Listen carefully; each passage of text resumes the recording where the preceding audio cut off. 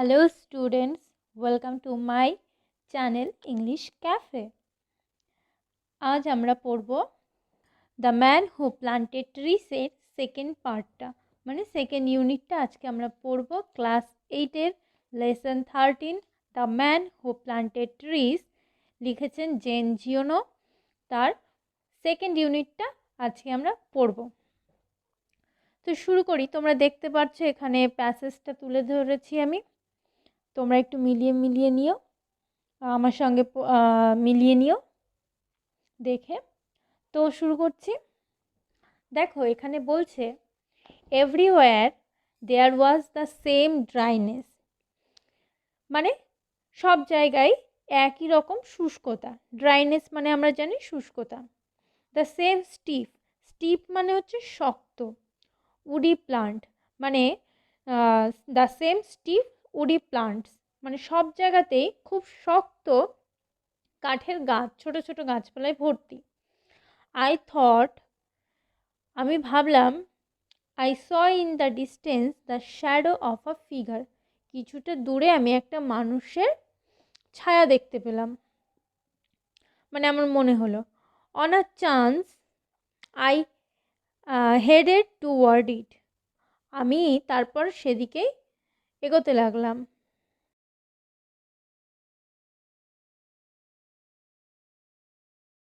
Hello students, welcome to my channel English cafe. আজ আমরা পড়ব the man who planted trees এর second পার্টটা, মানে সেকেন্ড ইউনিটটা আজকে আমরা পড়ব। ক্লাস 8-এর lesson 13 the man who planted trees, লিখেছেন জেন জিওনো। তার সেকেন্ড ইউনিটটা আজকে আমরা পড়ব।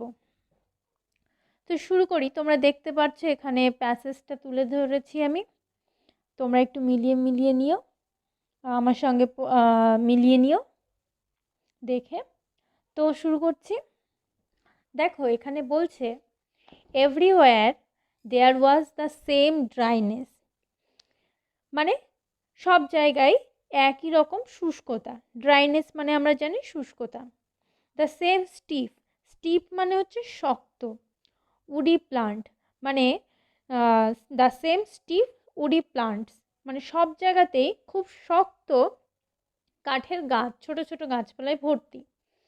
আই থট, আমি ভাবলাম, I saw in the distance the shadow of a figure, কিছুটা দূরে আমি একটা মানুষের ছায়া দেখতে পেলাম, মানে আমার মনে হলো।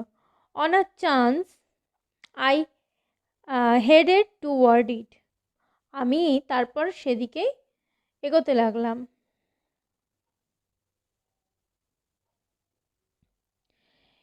ইট ওয়াজ আ শেপার্ড, সে ছিল একটা মেষপালক। শেপার্ড মানে হচ্ছে মেষপালক।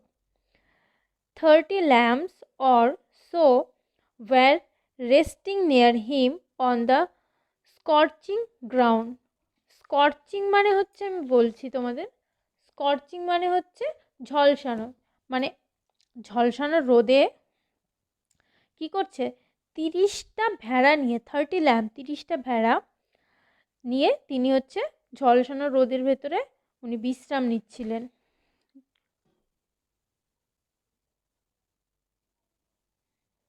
গনগনে মাটিতে,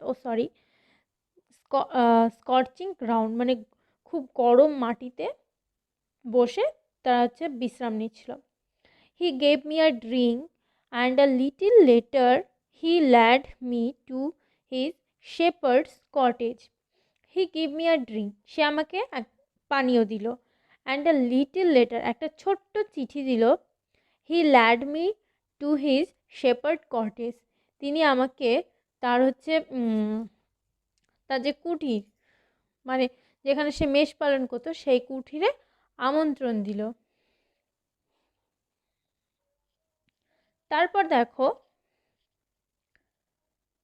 হি shared his soup with me, সে আমার সঙ্গে তার স্যুপটা ভাগ করে নিল।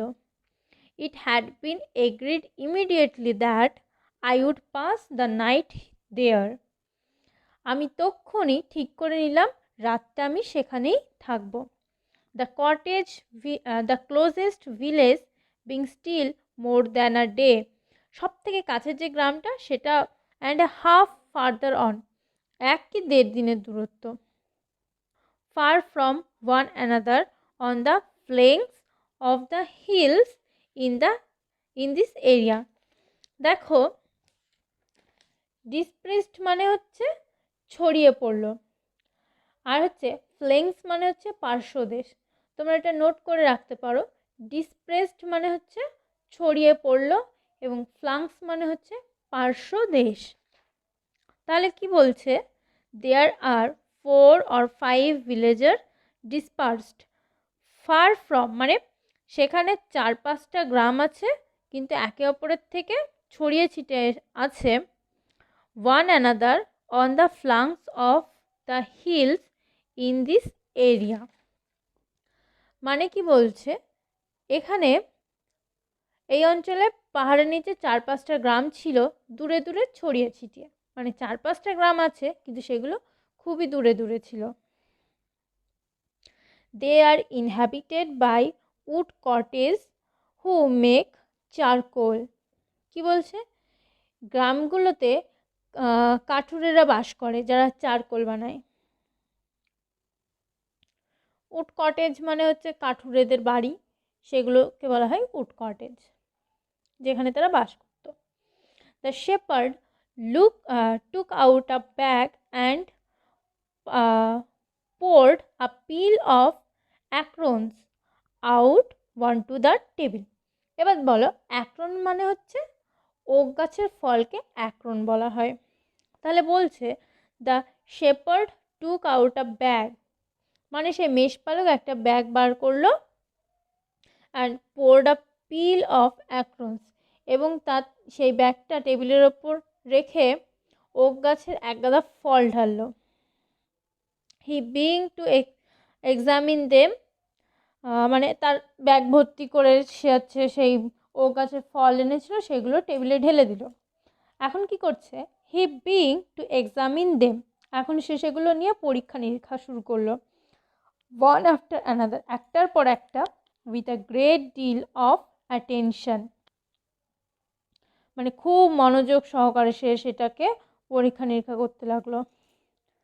Separating the good one from the bad, মানে সে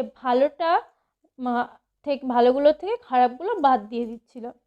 when he had before him 100 perfect acrons, যখন সে 100টা ঠিকঠাক মানে ভালো ওক গাছের ফলকে সে আলাদা করলো, হি স্টপ, সে থেমে গেল।